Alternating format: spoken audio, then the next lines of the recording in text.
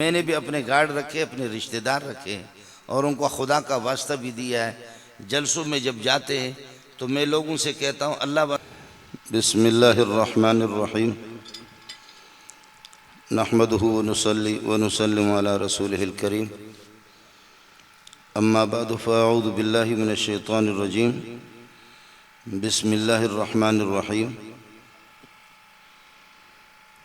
إنا أوحينا إليك كما أوحينا إلى نوح والنبيين من بعده وأوحينا إلى إبراهيم وإسماعيل وإسحاق ويعقوب والأسباط وعيسى وأيوب ويونس وهارون وسليمان وآتينا داود زبورا ورسلا قد قصصناهم عليك من قبل ورسلا لم نقصصهم عليك وكلم الله موسى تكليما۔ یہ ہٹا دو کاغذ کے پھول کا۔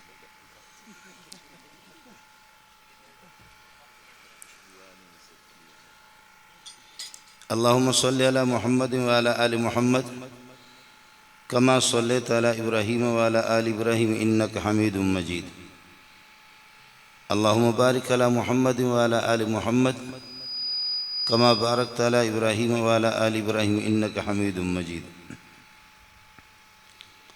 تقریب میں موجود علماء کرام، حفاظ کرام اور قرائے اعظام، سامعین محترم، برادر مکرم مولانا محمد رفیق جامی صاحب کا بیان ہو چکا ہے۔ اس قسم کے خطیبوں کے بعد ایک بلوچ مولوی کو یہاں لا کر کے بٹھانے کا مقصد یہ ہے کہ امریکہ کی سازش ہے، مجھے ذلیل کرنا ہے اور کچھ نہیں ہے۔ بظاہر آپ لوگ دیندار لگ رہے ہیں، آپ کی دینداری مبارک چہروں کو دیکھ کر، لیکن اس سازش کو دیکھ کر کے مجھے بہت خطرہ ہو رہا ہے کہ یہ کیا ہے، اس کے پیچھے بھی امریکہ کا ہاتھ ہے۔ مولانا کے بیان کے بعد میری تقریر وہ پھیکی پھیکی، میرا بیان بھی پھیکا پھیکا سا، وہ آپ کو کیا پلہ پڑے گا۔ پھر یہاں مولوی حبیب الرحمن جیسے اور مفتی آصف، یہ حضرات ان خطبہ کی موجودگی میں، یہ الگ سازش ہے۔ حبیب الرحمن کو ادھر بٹھایا، آصف کو ادھر بٹھایا، آپ پیچھے بھی تو بیٹھ سکتے ہیں۔ لہذا جو تھوڑا سا سبق ہے ان کو دیکھ کر بھی بھول جاؤں، ان کو دیکھ کر بھی بھول جاؤں۔ آپ کی تقریب ہے حفظ قرآن کی۔ میرے پاس کوئی قیمتی سرمایہ ہو، وہ لاکھ روپے ہے یا 10 لاکھ روپے ہے، 10 لاکھ کی کوئی چیک ہے، جس شخص پر مجھے اعتماد ہوگا کہ یہ امانت دار ہے، میں سفر پہ جا رہا ہوں اور لوگوں کا ہجوم ہوتا ہے، رش ہوتا ہے، کہیں کسی رش میں یہ پیسے میرے جیب سے کوئی نہ نکالے، کوئی اور قیمتی چیز ہے میرے پاس، میں یہاں آپ کے علاقے میں کسی کے پاس امانت رکھ کر کے چلا جاؤں اور سفر پہ، اور واپس سفر سے واپس آ کر کے وہ شخص جب امین ہوگا، کسی امین شخص کا انتخاب میں کروں گا کہ تاکہ اس امانت کو مجھے واپس دے دے۔ آپ میں سے عام آدمی اگر جس کی امانت داری کو میں نے جانچا بھی نہیں ہے، جس کا مجھے کوئی علم بھی نہیں ہے، صرف تبلیغ میں ایک چلہ لگایا ہے یا کسی مدرسے میں پڑھا ہے، میں اس کو جانتا بھی نہیں ہوں، اس کے پاس یہ کہ میں پیسے دے دوں، رکھ لوں اور واپس سفر کے پاس آ جاؤں، تو وہ گڑبڑ کرے اور اس کا خطرہ ہو اور انکار کرے کہ گواہ لاؤ، آپ نے کب میرے پاس پیسے رکھے ہیں، امانت کب رکھی ہے، تو ظاہر ہے کہ اس طرح تو ہو ہی نہیں سکتا۔ جس پر مجھے اعتماد ہوگا کہ کسی طرح گڑبڑ نہیں کرے گا، کسی طرح گڑبڑ نہیں کرے گا، یہ اچھا اور ایماندار آدمی ہے، یہ مجھے یہ امانت واپس دے گا۔ آسمان سے جو امانت آئی ہے، اِنَّا عَرَضْنَا الْأَمَانَةَ عَلَى السَّمَاوَاتِ، قرآن بھی ایک امانت ہے، احادیث رسول بھی امانت ہے، پوری شریعت امانت ہے، پورا دین امانت ہے۔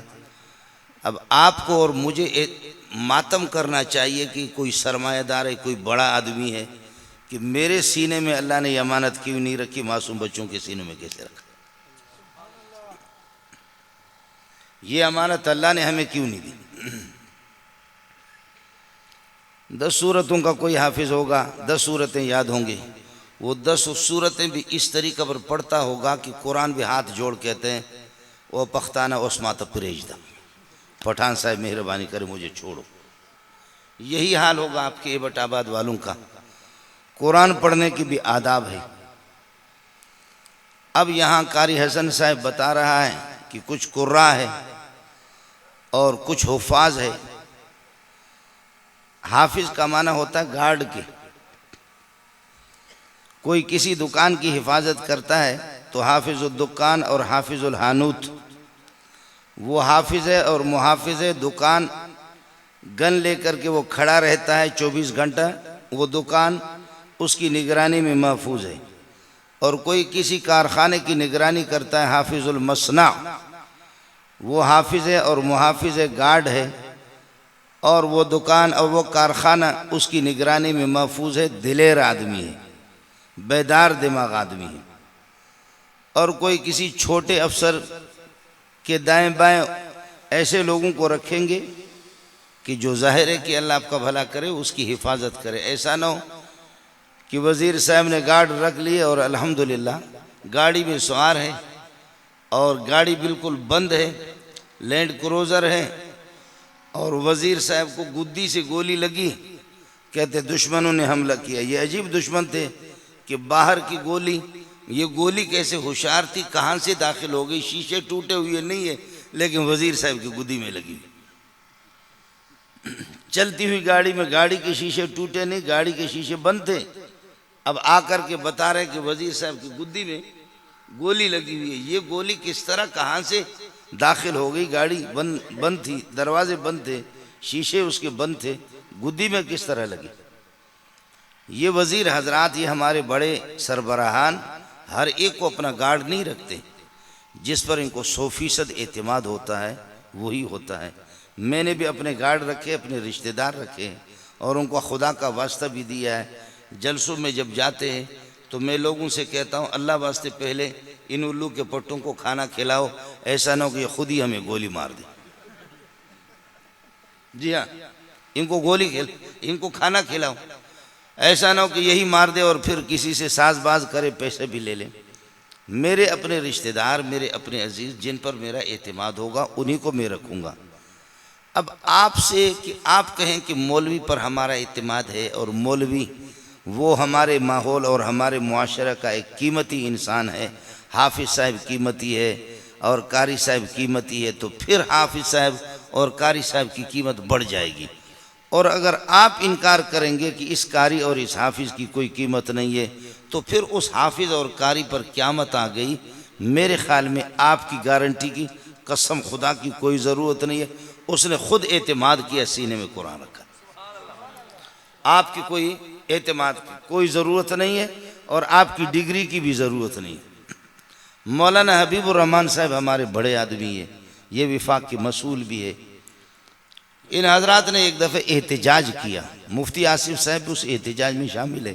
انہوں نے احتجاج کیا، یہ ہمارے مولویوں نے اپنے دور حدیث کی سند، جو عالم بنتا ہے ان کا، یعنی بخاری، صحیح بخاری، جامع الترمذی، صحیح مسلم، نسائی، ابو داؤد، ابن ماجہ، تفسیر، فقہ، حدیث، اصول حدیث، اور یہ ہے کہ اصول تفسیر، صرف، نحو، منطق، بلاغت، یہ سارے علوم طے کر کے جو پڑھتا ہے اور اس کو عالمیہ کی سرٹیفکیٹ اور سند مل جاتی ہے، اس سند کو مولوی صاحبان لے کر کے گئے حضرت مرحوم ضیاء الحق کے پاس کہ اللہ واسطے ہماری سند کو بھی آپ وہ درجہ دے دیں جو آپ کے ایم اے کا درجہ ہے۔ جو اسکول میں، کالج میں کوئی ایم اے کرتا ہے تو آپ اس کو وہی درجہ دے دیں۔ معنی یہ ہے کہ اللہ آپ کا بھلا کرے، جلیبی اور لڈو کو لے کر کے گئے کہ خدا واسطے اس کو بھی ٹٹی کے برابر قرار دے۔ آپ کو مسئلہ سمجھ میں نہیں ہے؟ وہ ہمارے پاس آئے اور ہمارے پاؤں پہ پڑے کہ مولوی صاحب ہم انسان ہے یا نہیں ہے، خدا واسطے ہمیں انسانیت کا درجہ تو دے دو۔ انسان اس ڈھانچے کا نام تو نہیں، گر بصورت شکل و انسان بدے، احمد و بوجال و ہم یکساں شدے۔ اگر شکل و صورت سے کوئی انسان بنتا تو ابو جہل بڑا خوبصورت تھا، لیکن وہ تو انسان تھوڑی ہے، انسان کو تو دفن کیا جاتا، کفن پہنایا جاتا۔ میرے نبی نے فرمایا کہ ان کو پاؤں سے پکڑ کر کے گھسیٹ کر کے کتے کی طرح کھڈوں میں اور کھائیوں میں ان کو فَأُلْقُوا فِي الْحَرَّةِ، اور اس طرح کھڈوں کے اندر اللہ آپ کو بھلا کرے، اور کھائیوں میں۔ بدر میں جا کر کے میں نے دیکھا ہے وہاں پر، اور وہاں باتھ روم بھی بنے ہوئے، تو انسان تو تھے ہی نہیں۔ اب وہ کوئی دوسرا اللہ آپ کا بھلا کرے، وہ آ کر کے وہ ہم سے منت مانی کرے کہ مولوی صاحب آپ بھی ہمیں اللہ واسطے، چلو ہمیں عالمیہ کی برابر قرار نہ دے، لیکن کچھ نہ کچھ تو ہمارے لیے اعلان کر دو، کچھ ہمارے لیے اعلان کر دو۔ ہمارے حکومتی ادارے، مختلف قسم کے ادارے، وہ ان کا کہنا یہ ہے کہ آپ اپنے بندے تیار کریں، وہ ہمارے حکومتی اداروں میں بڑے مناصب پر وہ فائز ہوں، اور اس کے لیے آپ کیوں تیار نہیں کرتے؟ ابھی آئے میرے پاس بھی ٹیلی ویژن والے آئے، کئی گروپ آئے مختلف قسم کے، تو انہوں نے کہا کہ آپ حکومتی بڑے بڑے اداروں میں اور بڑے بڑے مناصب پر آپ اپنے بندے کیوں نہیں بھیجتے؟ وہاں جائیں امام بنے، وہاں جا کر کے وہ خطیب ہوں، ایسے بڑے مناصب پر آپ کیوں نہیں بھیجتے؟ میں نے کہا بالکل بھیجتے۔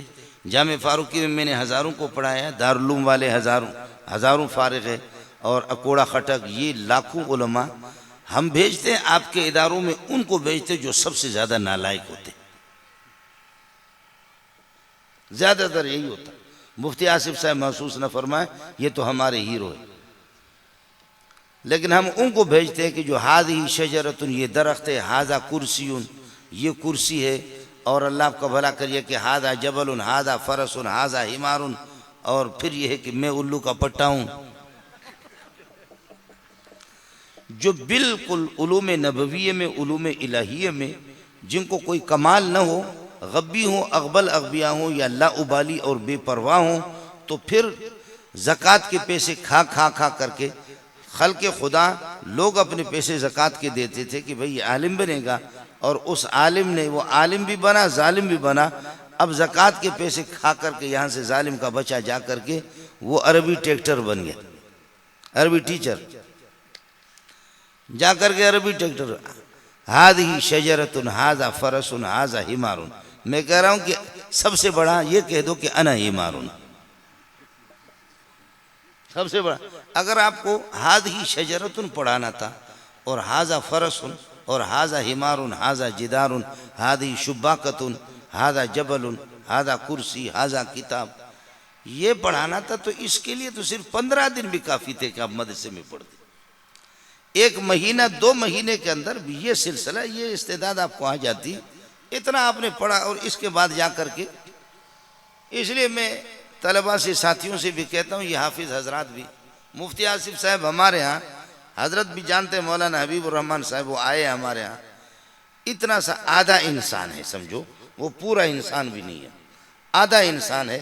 قاری سیف الرحمن صاحب جب وہ اذان دیتا ہے تو میں نے بخدا کئی اپنے مہمانوں کو، ارب پتی کھرب پتی لوگوں کو دیکھا ہے، وہ لوگ روتے ہوئے بھی میں نے ان کو دیکھا، کہتے کیا بھلا ہے، صرف ایک اذان پہ،